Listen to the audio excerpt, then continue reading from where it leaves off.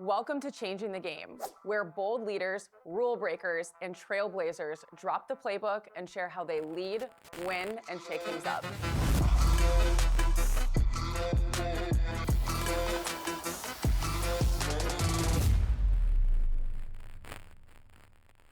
Welcome back to the show. Today, I'm joined by Meredith Hudson. Meredith is a former Division I field hockey player at Yale who spent years building a successful career in sales and advertising at companies like Snapchat and Roku.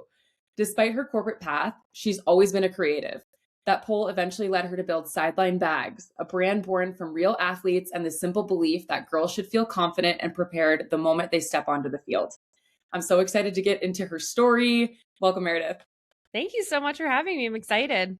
I'm so excited too. I actually said this on a podcast earlier this week that some of my favorite people to talk to are founders and entrepreneurs, because I just think what you do is so cool and your brain works so differently, or just like it's really cool. So I am really excited to get into your story, Meredith. Awesome. Thank you. So I like to just set the stage for our listeners and take it back to your athletic days. So you played Division I field hockey at Yale. What was that chapter like for you? Oh, some of my best memories in life were, on my high school teams, and then also playing at Yale. I just loved field hockey so much. It was such a passion of mine, like just, not even just being on the team, but like the sport itself. I just loved it. It was certainly like a big part of my identity growing up as well. I just, considered myself like I was a field hockey player. That's what I did. I think being able to play at a high level and play at a school like Yale was just, such a blessing. I feel so lucky that I had the opportunity to do that. Field hockey is unfortunately one of those sports that's really hard to play after you're done playing in college. Like there's not like, it's kind of not like soccer or running where you can just kind of pick it up after. So I definitely miss having a stick in my hands, but it was some of the greatest memories. That's so interesting you say that, because they're really, now that I think about it, they're like, are there field hockey leagues? Like, I don't even know.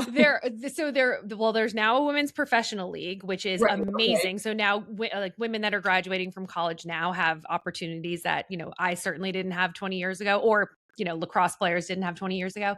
But for field hockey specifically, there are some, like you can find pockets here and there, but it's definitely not as big as some other sports for women. Yeah, I was raised in the Midwest. I'm from Minnesota, and I went to Central Michigan for my first year of college, and they have a women's field hockey team, and I had no idea that was even a sport before I got to college. So that's my ignorance. It wasn't really big in the Midwest, and I think it's probably grown a lot. It's growing now, yes, for sure. Yeah, that's awesome. So how did you actually get to Yale? I am curious about that, because you played multiple sports in high school. So how did you decide field hockey, and what brought you to Yale? Yeah. I mean, I grew up in Boston, so I'm from New England. And to be totally honest with you, I knew from a very early age in high school, basically like early on in high school, that I wanted to play Ivy League field hockey. It was a goal I set for myself.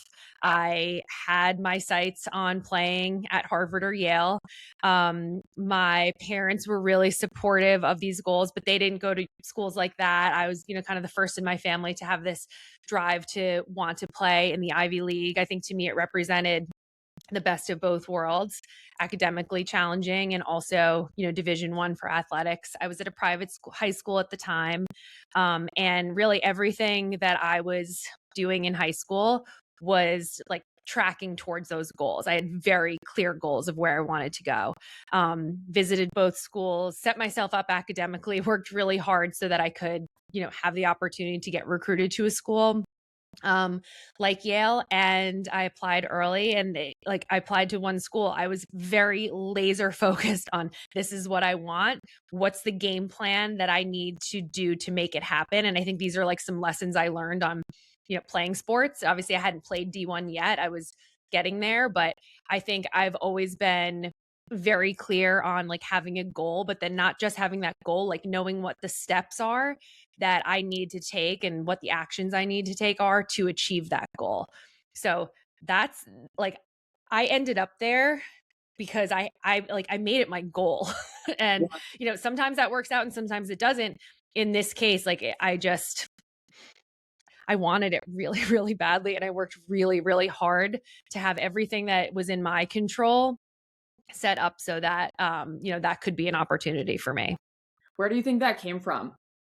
I think I was born with it, honestly. I think about that a lot. Like I very, very supportive parents and my family's amazing, but it's not like I had this, kind of like path set out for me or even had like a blueprint of what that looked like to do that.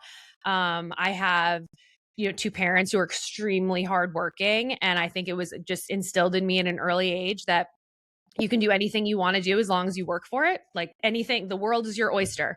I never had anyone telling me like you couldn't or this was out of reach. Anything was possible with hard work. And I saw my parents literally put that into action. And I think I just thought I can do it. if I can dream it, I can do it.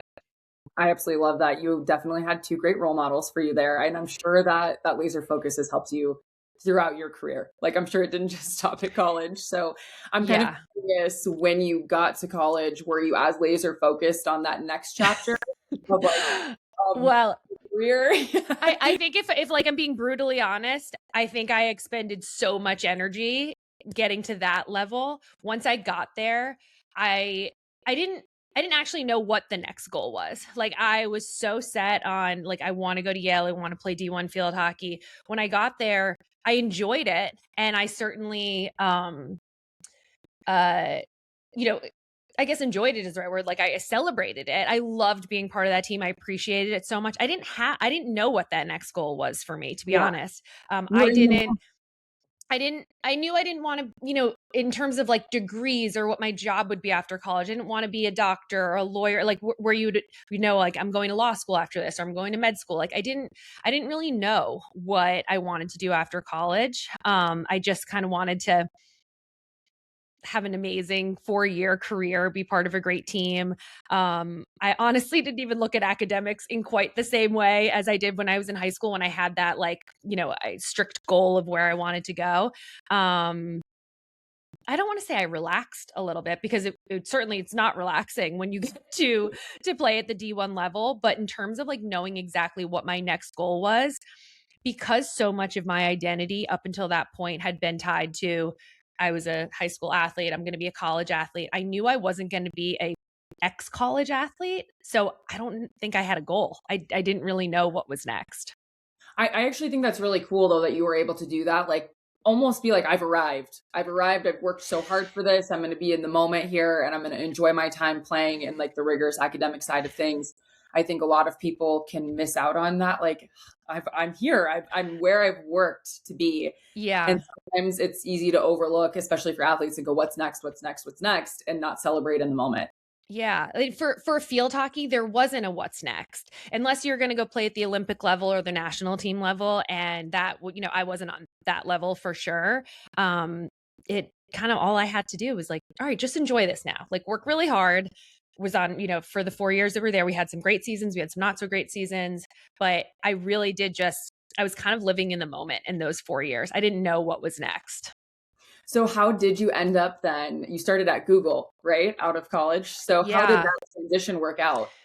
Yeah, I actually had a very interesting transition out of college because certainly getting my first job, Google was kind of my second job. My first job, just for that first year right out of college, was working for an outdoor advertising company that I got connected to through someone that I knew at school.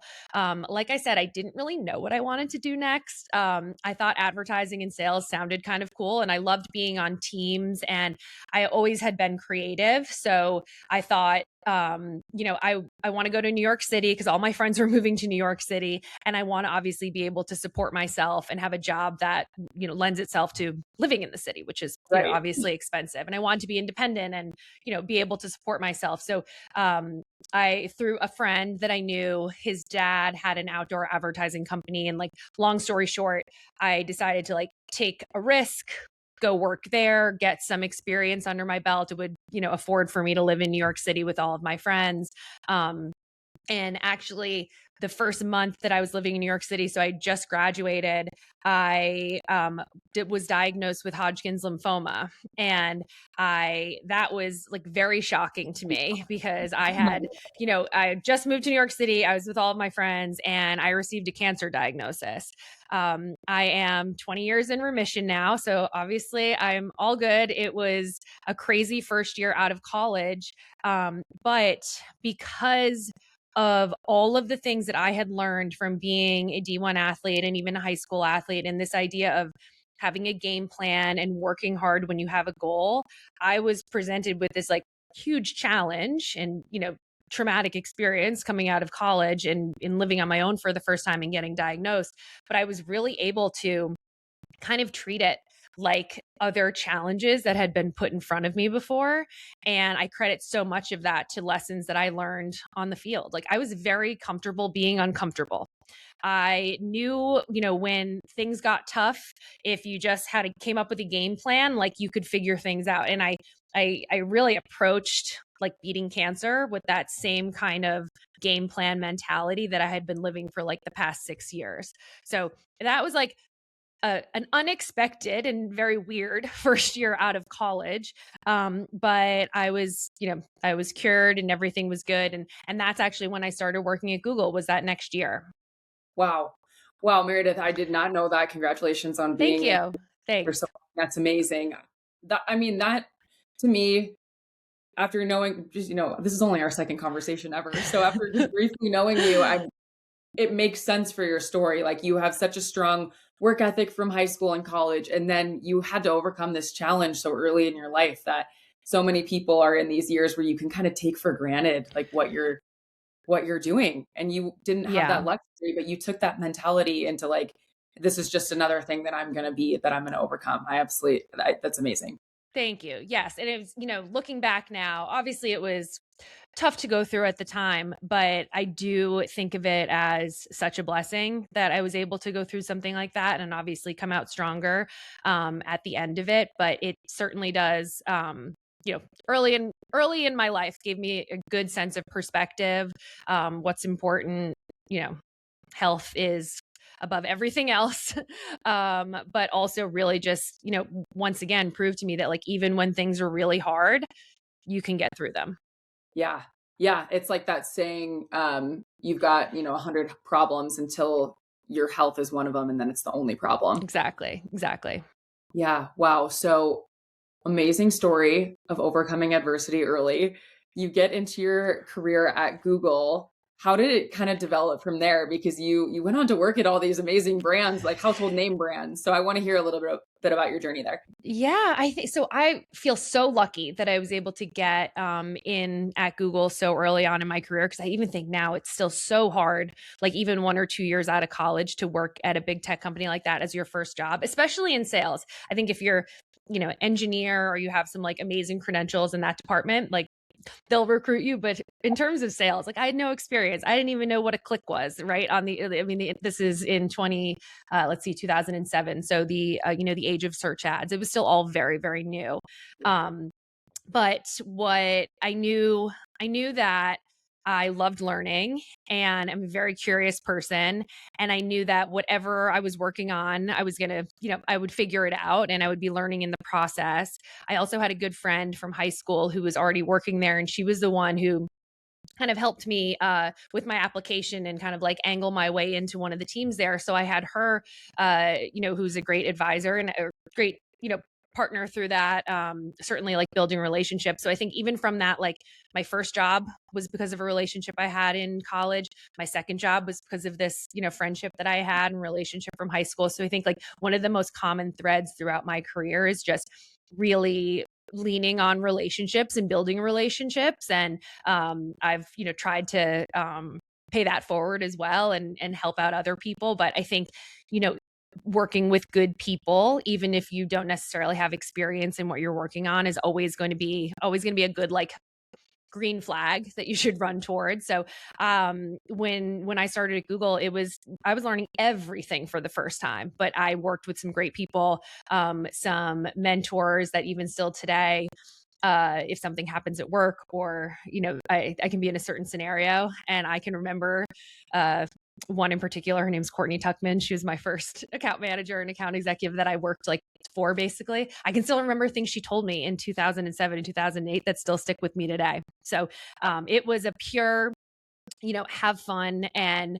learn as much as I possibly can. But I was hungry, just like I think I didn't really have a goal coming out of college, like where I wanted to work, but I feel like Google kind of set that in motion for me again. I really wanted to be a salesperson. When you first start out in sales, you're kind of, lower on the totem pole. I really wanted someone to just give me a list of accounts to go call on. And I was very hungry and I just thought I could do it. I had this like crazy ambition. But at a big company like Google, it's very hard to move up very fast there. It was still, even though it was early days, it was still a pretty big corporate company at the time. So I ended up leaving Google and working for a few different startups. Ad tech was starting to really move just from being in kind of San Francisco and that area. It was moving more towards having sales offices in New York City. So there were some really cool tech companies that were looking for sellers in the city. And I took one job. I worked there for a couple of years, names you wouldn't know, but like very, very startup, like give me a list of accounts. I'll come in and just kind of learn by doing. I think that's probably been, just one of the things that's lent one of the things that's led to a lot of success for me is just like knowing that I can figure it out. And certainly now running Sideline Bags and building this, like I don't know anything, but I've been able to figure it out. And I think I learned that like really early on at leaving Google and going to these startups is that, they didn't have playbooks yet. They didn't have the household name like a Google. But I really loved the experience I got for those, 5 or 6 years working for these scrappy startups. You just said the word that was on my mind was scrappy. I was going to ask you, like, have you always considered yourself scrappy? Because you're giving me that vibe. And Yes. that's so important. Like when you're trying to move up the ladder or figure out what the route is for you, like you have to get creative sometimes. You have to get scrappy. It's not just going to fall into your lap.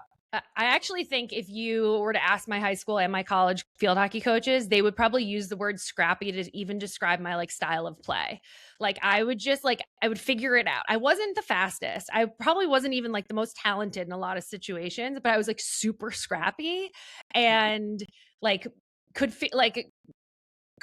solve a scenario if I needed to. But certainly like in the working world and working for these startups, I think, and if I were to like give advice to someone today, I'd say like that's an attribute you can really, really work on is like say yes to everything, work on the projects people don't want to work on, be super curious, like be the person who can figure things out, even if you don't like the answer doesn't come to you right away. Cause like the truth is, like now I'm 43 and I've worked in corporate for 20 years. Like no one really knows the answers to a lot of things. Like there will be people who will be much senior than you and you think they have it all figured out and they don't, but they've probably been scrappy. So I think it's something that even if you don't feel like you are innately scrappy, you can teach yourself. I absolutely love that advice. I think like when you're younger, your appetite for risk is much higher too. So you can say yes to a lot of different things and figure out what you're good at as well. Like, yeah, I just think you have to try things. Like you said in our last conversation, like you're never going to be ready. So it's like, you might as well take it on and see what you learn or see what comes of that project. So I absolutely exactly. agree with that. As you were climbing the ladder, you've considered yourself a creative. You're very scrappy. When did that creative identity really set in for you? Is that something you feel like you've always had, or is that something you developed while you were working? I've always been really creative. Like I would create projects for myself in elementary school that weren't even like assigned projects. I would just do them and like bring them into my teacher and be like, I did this extra project. They were like, cool. I've always just liked projects, like anything that was like a poster, like cutting things out. I don't consider myself like very artsy, but like something about like the idea of a project or like making something from nothing, writing stories, reading, like I love stuff like that. Even though when I got to, kind of like my corporate career, you lose a little bit of that. I mean, sales definitely you have to have some element of creativity, certainly when you're working. It's a lot of like relationship building and that certainly forces you to think differently.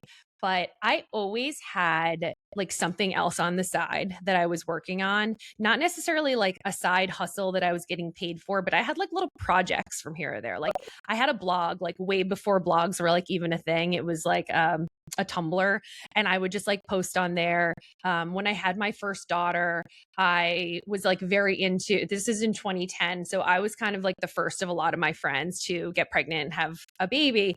And I was very into like all the lists of stuff that you needed for a baby. And I like researched a lot of it. And I decided like I also wanted to help people like buy what they needed for their baby. And I made myself a baby planner. And like I took some women's course on how to do that. And like I was just like finding these things outside of my normal like 9 to 5 job that I always had kind of something on the side that I was doing that kind of like tapped into that creativity that I think I was just like, that's like me naturally in my flow state is doing something very creative like that and working on a project. So I always just had something I was dabbling in or something that I was thinking about. Yeah, I love that. I think that's really important to do when you find yourself maybe in not a creative role. Like I always struggled with that. I'd be like, "Oh, I'm not a creative because I'm in sales." It's Yeah. not a creative type role. But doing things outside of work enabled me to kind of like, hone in those creative skills, I guess, and fill my cup too, that you Yeah. maybe hit at work. Yeah, exactly. And then the further I got too in my corporate career, I realized actually how creative I could be in my role. But when you're less experienced and you're just starting out, you're trying to like, just cross the T's and dot the I's and make sure you're actually doing the role properly. But really, like the older I got and the more experienced I got, the more I saw like, this is creative problem solving every single day in sales. You're negotiating with people. It's, you're trying to figure out, the kind of the human nature and response to things. What do they want? What do I have? All of those like nuances when it comes to um human behavior in sales. It's all creative. I just didn't see it that way in my first couple jobs. And I was like very focused on like the Excel spreadsheet. The numbers have to match up, like the ads have to go live. Like that wasn't super creative. Right, that makes sense. You kind of had to hone your skills in those areas before you could maybe think a little bit more creatively in like later roles. Yeah. Uh, so since you are a creative, and I want to pivot now into Sideline Bags because I think this is so cool what you're working on right now. But you were creating ads at Roku and Snapchat that were temporary, right? So why Yeah. did you want to create a physical product? Oh, I think I've always been so inspired by people who own brands that they've started that are physical products. I think because it seems so foreign to me. I have no idea how you go about taking an idea in your head and making a physical product with it. So there were a couple, people that I always kind of followed that I was like, I just love what they're doing. It's so different from what I do, which is selling, like you said, disappearing ads on the internet. How do you even get started? Like, how does all of that work? So I think there was like that um that thought process was going through my head, definitely that curiosity around like what that could be, but I didn't know what product I would even make. Like I didn't have the idea yet. I just knew that there was something so cool about having a physical product you could hold and say I made this. So when like I mentioned, I have 2 daughters and they're super busy, crazy athletes, and they live out of their backpack. And at one point, they were playing 4 sports, in the same week. So we'd have the 4 backpacks lined up, and you'd have your basketball sneakers in one, your cleats for soccer in the other, right? Every sport kind of had their backpack. But the things that they needed, their essentials, like a hair elastic and a hairbrush and deodorant and maybe pre-wrap for their hair, whatever it was, those things were like scattered amongst all of the backpacks. So me being if you haven't gotten the sense from me already, I'm very like type A OCD. I'm very organized, like goal oriented. I basically started taking old makeup cases that I had and I would just I called them like a go bag. I was like, just have a little go bag in each of your backpacks, and you can either have one in each backpack or you can move it between backpacks. But at least you knew if you had that little bag inside there, you would have those things you needed. So that when you got to the field, you felt like you were ready and you weren't scrambling and searching through the bottom of your bag. And I was doing that for a little while. And I think that's where it just hit me that I was solving this problem for my own daughters. It was something that I would have loved when I was a player because we had backpacks and I had a field hockey bag, but it wasn't super custom to what female athletes need. It was like, it was just a normal backpack. Everyone kind of has the same, the same backpack with like maybe a couple small pockets on it. And when I saw how much the girls liked having it in their backpacks and that it was kind of working for them, I think that's when it clicked for me, that I was like, actually, maybe this is the thing that, I could make and market to this built-in audience of girls, because all of their friends play sports too. And I know all of these teams and I'm sitting on the sidelines. And maybe this is the thing. And I was 41 at the time. So this is many years since, of working in corporate. This is 20 years of working in marketing and sales. And at 41, I thought maybe this is the thing that I could, that would be the product that I would design. I absolutely love that. It's such a unique problem that you are solving because, I mean, people that don't have that lived experience aren't going to understand the need for it because, I mean, women, just like you said, you have unique Yeah. needs to the different bags of what we need to put in each bag, not losing your Yeah. earrings. I love that you have earring Right. holders in the Girls bag. like bags for their bags. It's Exactly. like, it's hard to understand until you actually use bags inside your bags, but like that level of organization is very needed. And like you mentioned, the jewelry holder, I also was, as my kids were kind of living this and I'm making these bags for the girls, I volunteered to help run some of our town volleyball programs. So I had keys to the gym. So occasionally I'd get emails from people like, oh, Olivia left her necklace in the gym. Did you see it? And, we went back down. There was no necklace and it was an expensive necklace or sentimental. And like, fill this in for like a million times you've ever like lost that sentimental piece of jewelry, or, even if you lose one earring, now you're kind of like, might as well just have lost two because you can't wear one earring. Right. So like that, like when that happened too, I was like, okay, this is a real problem. Girls don't know where to put their jewelry while they're playing. They hand it to their mom or they leave it on the bench. And, it's still it's a piece of, it's a part of sports for women that has largely been overlooked. Like, what do you do with your 100%. jewelry when you have to play? Because you can't wear it when you play. Right. 100%. I'm it's so true. It's been completely overlooked. And I love that you also mentioned that like it took you 20 years of working in corporate to be like, this is a real need. This is a real gap. I think sometimes when you get the impression of entrepreneurs, it's like, oh, they started right away. They risked everything. They had this really like non-traditional path, but there's so much that you probably learned in your corporate journey that really has helped you be successful or think about this problem in a way where you could find success. Absolutely. I think every single day I could not have done this when I was 20. Like, no way. Like, first and foremost, when you could have a great idea. And if it's something that like a physical product, like in my case, these bags, if you want to start a company and sell bags, you have to go buy the bags. Like you need some sort of investment up front. It's not like if you're starting an app or an online community, like you might still need a little bit of investment for things like that, but it's like largely technology. I needed to buy physical products so that I could take pictures of those products, so I could make a website so I could sell them. And even though that initial investment wasn't huge for me, I mean, I'm 41, I've, worked for 20 years. It was about a $2,000 investment. So that risk was still there. But if no one bought a bag, it was $2,000. I wasn't going to be homeless. Like, I could move on with my life. Right. I did not have $2,000 to spare when I graduated college for like the first couple of years. Like, no way. I was paying rent. I was just, kind of living paycheck to paycheck in the city, trying to figure out, what a savings account would even look like one day. So I think even just like the money side of things, and having, worked for 20 years before I started this, I was in a much different position to take this sort of risk. But once I did that and then I got into the business, I think for so long I thought, I don't like, and I think I've even said it already in this conversation. Like, I don't know how to make a product. I've never worked in retail. I've never manufactured a single thing. Like, how do you do this? And really, it like, as I've now been living it, I pull on so many lessons that I've learned through my business experience, through sales and marketing experience, that I'm just translating in a different way for this role. Put like having to find solutions to things that are problems, like, just being curious, learning as I go.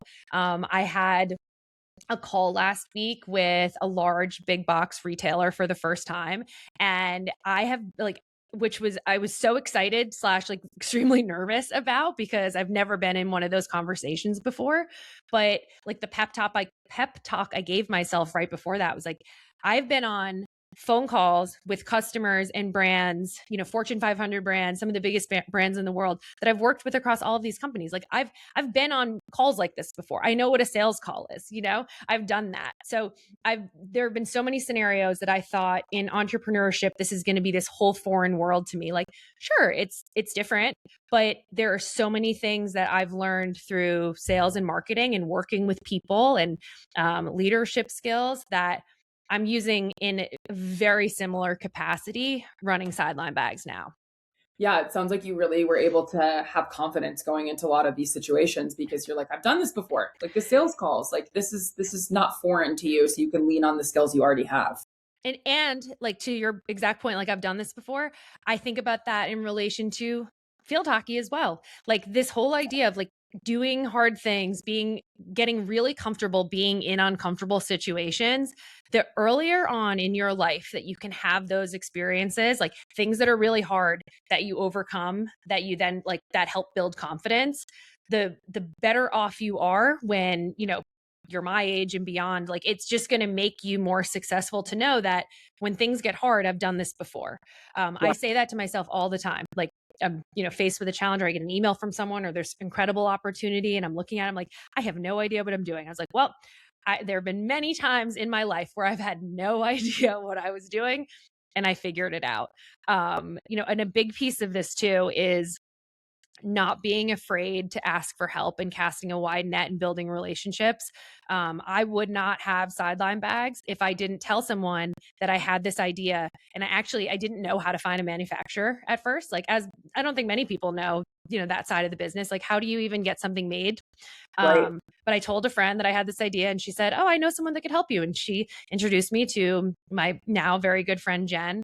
And Jen like led me down the path to start it. But if I didn't ask for that help, I would probably still be just clicking around on the internet trying to figure it out. So I have a huge village of, friends and other entrepreneurs that are just so generous with sharing what they've learned.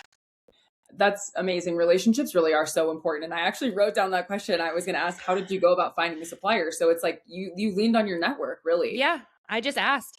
There's also like so many resources that you can, the internet's just so amazing. But I just asked someone like, how would you go about this? And she set me off on a path. and, and it worked out great. But Yeah. yes, that was probably the hardest thing for me, going from the world of sales and marketing to actually starting Sideline Bags. Like the idea came to me very easily. I had the brand, the name of it, I had the logo, all of that came very easily to me. But how you take an idea in your head and actually making a physical product, that's where I was kind of like, yep, no idea how to do this. So I asked. You asked. Yeah, that's it. That's exactly it. You just had to ask and lean on your network and see Yep. where the path led you. Yep. How would you encourage listeners to maybe start building that network? If they're early in their career, how did you get this village that is helping you succeed? Yeah, I mean, you have to get out and talk to people and just be really curious. I was lucky that I worked for these big companies, and I think too, starting this at 42 and having 20 years of corporate experience where I worked for some really big companies with big teams of people. This was in a day where we weren't working from home. We were in the office 5 days a week, building relationships, meeting people, asking questions, having lunch and coffee with people that maybe weren't in your department, but were, worked somewhere else in the company. I think that's so important to do early in your career. And I interview people now for roles, or I talk to people, and everyone wants, a remote role because it's so flexible and people want to work from home. And I think there's like a time and a place for the flexibility. But I think if you're early on in your career, one of the most important things you can do is go into an office and be with people face to face, because so many of those relationships that I formed early on in my career were the people who grew with me as well and were in really great positions, including like my manager now. I work at Roku, and my manager was someone I worked with at Snapchat, and he got, in a great role at Roku, and he thought of me for this role. And like, that's how things happen. So my biggest piece of advice, and something that I'm certainly going to tell my kids when they graduate college and they're going to work, is like, go somewhere where you can meet so many people at first. You can't have a fully remote job like your first couple jobs out of college in your 20s. Put yourself out there, go out for coffee, go out for lunch, meet people, because those are the relationships that are going to help you build for your future. I totally agree. I think it's so important to have those conversations so you can learn from other people, build those relationships, and you also kind of learn what you don't want to do too in those areas. So you maybe For sure. put yourself in a situation where you're like, maybe that's not going to be a great fit for my future. So Yep. yeah, I agree. That's so important to build those relationships. You've built a ton of relationships, obviously building Sideline Bags. How have you grown it to this point? You have partnerships with colleges now. What has that journey been like growing the Oh, brand? it's been, I really truly feel I've never had more fun in my life. I feel so aligned with what I'm doing, the conversations that I'm having, like the fact that I get to chat with girls all day long about how they're preparing for games, how they are organizing things, what they have coming up. I feel like this is what I was meant to do. So it makes me so happy, and literally I'm having so much fun. But wait, I forget what the question was. Oh, how did I do it? So really the biggest piece was first figuring out how to get it made, but I asked for that. The biggest, I think, like the X factor, like how I achieved the scale that I did in the first 18 months, is really this, like, I've heard it referred to as like a lottery ticket. It truly is. Like, the greatest thing is like putting yourself out there and leveraging organic and free social media. So Mm. posting relatable content, connecting with people, commenting and DMing with my audience. I was very clear on, like, I knew exactly in my head who my product was helping. I also, none of it is fake, because I'm the biggest female women's athletics fan. I will watch gymnastics, college softball, I will watch lacrosse. Like, there is not a sport I won't dabble in and that I don't just love watching. I love watching girls achieve their dreams and competitive sports. It's also amazing to me. So because it never felt inauthentic in any way, like the conversations that I was building and the engagement that I was having on social media, that's what enabled it, I think, to kind of like start exponentially growing from there. And it's all free. I think that's where people get very caught up in, like, when I think about Instagram or Facebook, that it needs to be like paid ads. And I think paid ads are stressful. Like, it's hard to figure out like that side of the business. But just from a pure organic perspective, there was nothing stopping me from posting every single day, talking about the product, connecting with girls, if they were customers, like asking them what they liked. Like, that's where I was building those one-to-one relationships.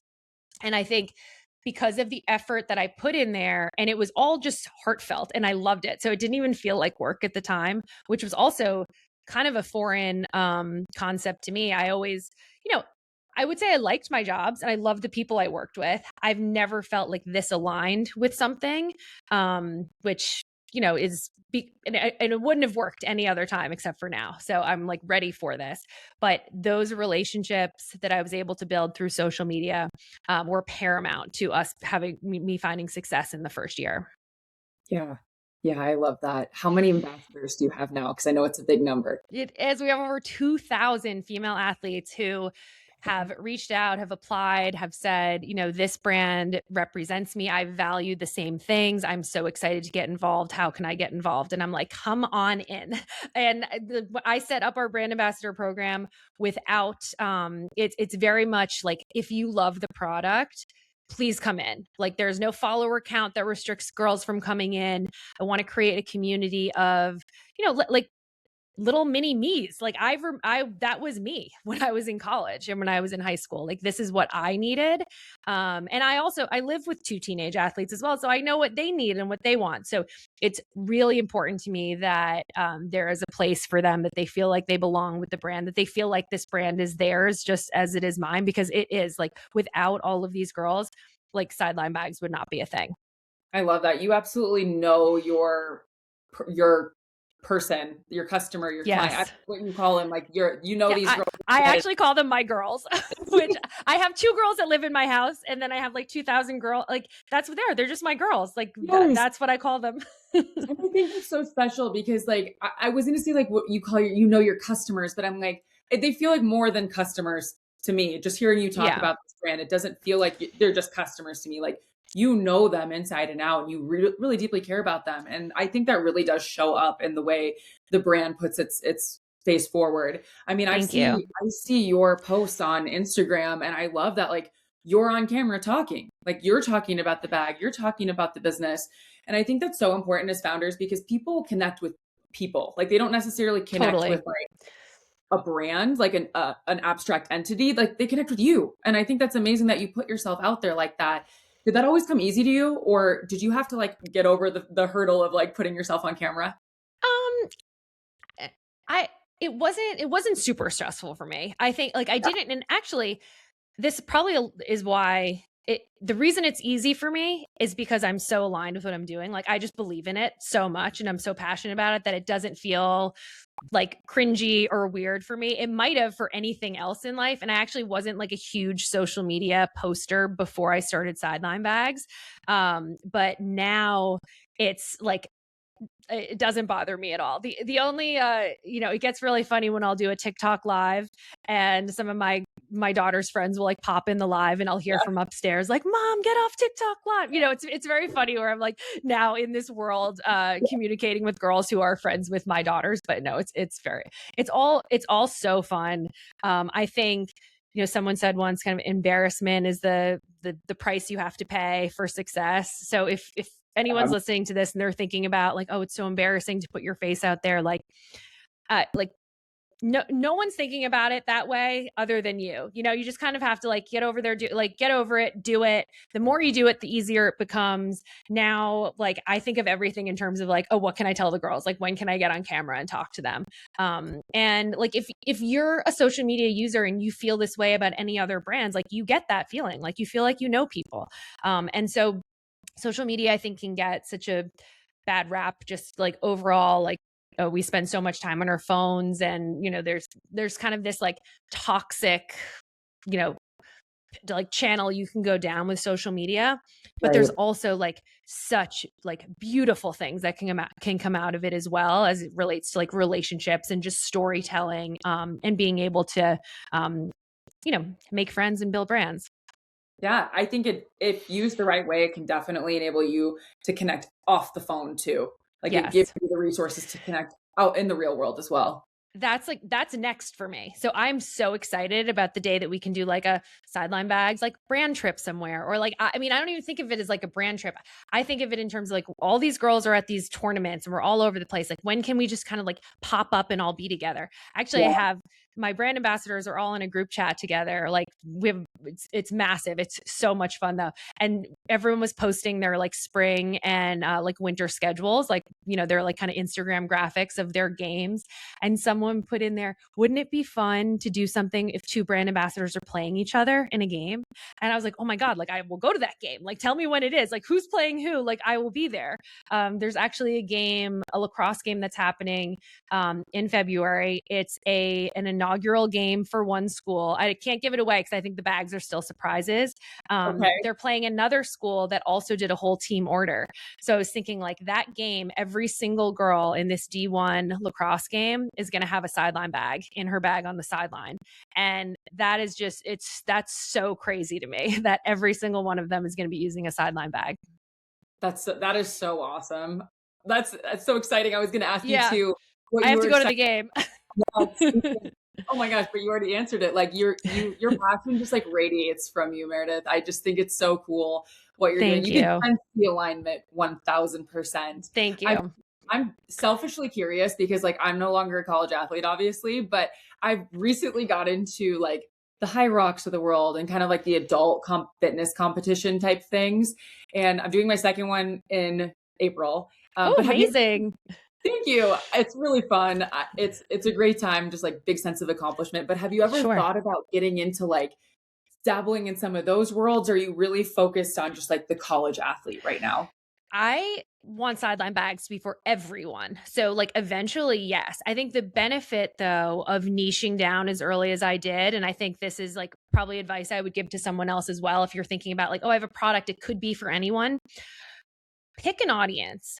and go really deep in that audience. And let me tell you like why this is so beneficial for me at the beginning. I didn't really pick lacrosse. Lacrosse chose me because I have two, teenage daughters on Long Island, and those were the sidelines that we were on at the time. And so because I was in that world, and because the girls that I was gifting bags to and a lot of my early customers were in the lacrosse world, the DMs that I was getting from girls were saying things like, I see your bags everywhere. I'd like, how do I get one? Or I see your bags everywhere. Like, I'd love to promote them too. Do you have brand ambassador program? And I would, it would make me smile because I'd be like, everywhere. Like, we are not everywhere. Like, where is this coming from? But the thing is, when you niche down and you have more lacrosse players posting about your bags than any other sport, if you're a lacrosse player and you're seeing all of these, it is everywhere to you. It's everywhere in your world. And for me, like having that, like your perception is reality. So if there is a girl somewhere who thinks sideline bags are everywhere, like they are everywhere. They're everywhere to her. And I think that's what helped the brand really grow. Like just not sales, not like revenue, but just like that brand awareness was that so many girls in lacrosse were seeing the bags. And, we will grow into other sports. I've done a lot of team orders across multiple sports. I'm actually going down to Florida next weekend for the Clearwater Invitational, which is a big D1 softball tournament. So we sideline bags for everyone, but I think there's a big benefit to like going really niche at first and kind of expanding from there, because then people understand exactly what your product's for. If I just started like, this is just a bag for any female, I think like that's just so broad. I don't even know if I would have known what to talk about.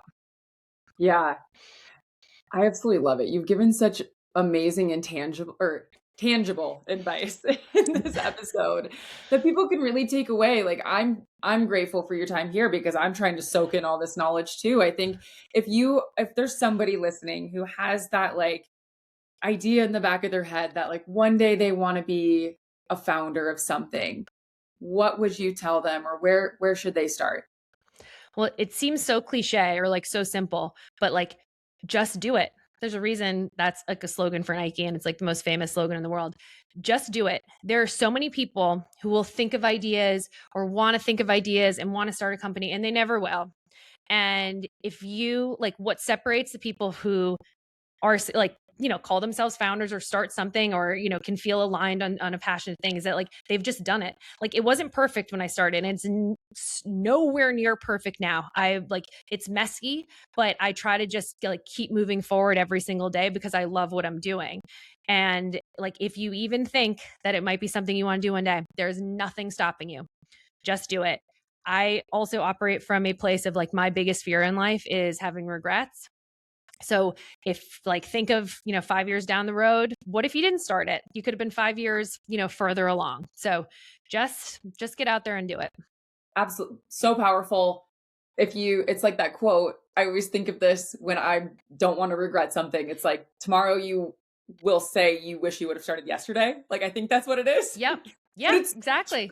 Like, yeah. Like maybe it won't work, but you'll learn from it. I mean, this isn't my first rodeo. I've tried other, like I mentioned before, I always kind of had a little side things going on. And then, 42 years old, it stuck, and we'll see. Like, and it's been 18 months and I think things are going amazing, but things could change tomorrow too. But you just got to keep trying. You are such a great example of one, it's never too late to try something new and never too late to go after your dreams, because I think a lot of people out there think, oh, well, I've been in corporate for 20 years or I've done this for so long. I don't want to start over. That can be really scary for people. But you're a great example of like, you don't have to start over. Like you're just reinventing yourself or building yourself up in a different way, or you're giving yourself a different skill set. We're meant to be. And I couldn't have done this if I didn't have those 20 years in corporate. It would have looked totally different. Exactly. Yeah. Exactly, Meredith. This has been so wonderful. And I know we're about up on time together. So I have one final question for you. The namesake of the show, Changing the Game. What does that mean to you in this chapter of your career or life? Oh, well, like it's so like perfectly timed for me right now, because I have girls who tell me every day that I have changed how they prepare for what they do. How like and so I truly feel like I am changing the way that female athletes are going to show up on the field by making products that are designed specifically for them. And like women's sports have never had more momentum than they have now. If I can help just one girl have a hair elastic so she steps on the field and her mind is completely clear. Like for me, that is changing the game.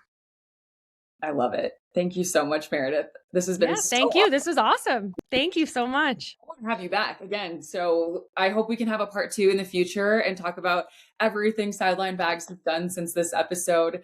Where can our listeners, excuse me, where can our listeners find you? Yeah, so I'm on Instagram. It's Meredith Huds, and also shopsidelinebags.com is our website. Awesome. Thank you so much. Yeah. Hope to have you back soon. Thank you, everyone, for I'll be listening. back. Yeah, love it. We'll see you guys next time. Thank you so much.